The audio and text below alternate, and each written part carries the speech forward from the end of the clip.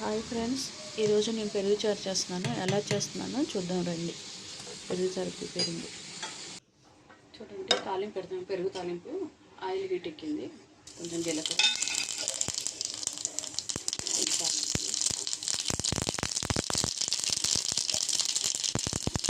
కొంచెం ఉల్లిపాయలు వేసుకోవాలి.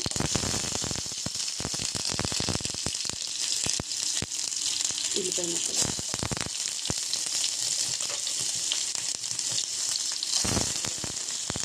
రెండు పచ్చిమిరపకాయలు చిన్న సైజు తీసి కట్ చేసి వేసాను. తర్వాత ఒక టమాటా చిన్న సైజు తీసుకొని కట్ చేసుకోవాలి. అది కూడా ఒక చిన్న సైజు టమాటా. అంటే టమాటా వేసుకోవచ్చు, లేకుంటే లేదు.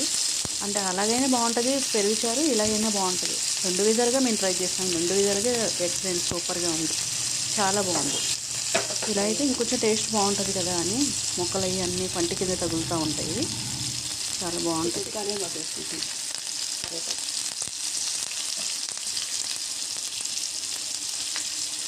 ఇవన్నీ వేసిన తర్వాత ఒకసారి మనం ఏం చేయాలంటే కలపాలి. దాన్ని కలుపుకుంటే బాగుంటుంది.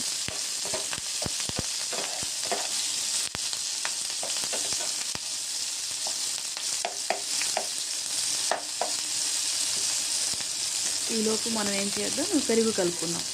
పెరుగు కలిపేసుకొని కొంచెం సిమ్లో పెట్టుకుంటున్నామండి. 1 కప్పు పెరుగులో 1/2 కప్పు వాటర్ వేసుకున్నాను. కొంచెం చిక్కగానే ఉంటే బాగుంటుందండి. కొంచెం ఉల్లిపాయలు వేసుకుంటున్నాను. ఉల్లిపాయ ముక్కలు ఎక్కువ ఉంటేనే బాగుంటుంది. ఒక చిటికెడు కారం వేసుకోవాలి.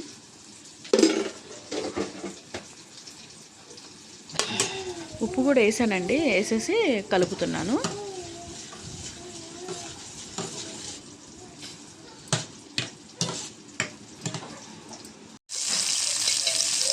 కొంచెం పసుపు వేసుకోవాలి. ఇప్పుడు తాలింపు కూడా రెడీ అయిపోయిందండి. ఇప్పుడు కలుపుకున్న మిశ్రమం మొత్తం మనం పెరుగుది మొత్తం దీంట్లో వేసేసుకోవాలి. అంతే, పెరుగు తాలింపు అయిపోయిందండి. ఇంకేం లేదు. దీంట్లో ఒక ఆమ్లెట్ కానీ 2 వడియాలు కానీ ఏదైనా పెట్టుకొని తింటే సూపర్ ఉంటుందండి. చాలా బాగుంటుంది. అయిపోయిందండి పెరుగు చారు మంది. ఇలాంటి చిన్న చిన్న రెసిపీస్ కోసం నా ఛానల్ని సబ్స్క్రైబ్ చేసుకోండి.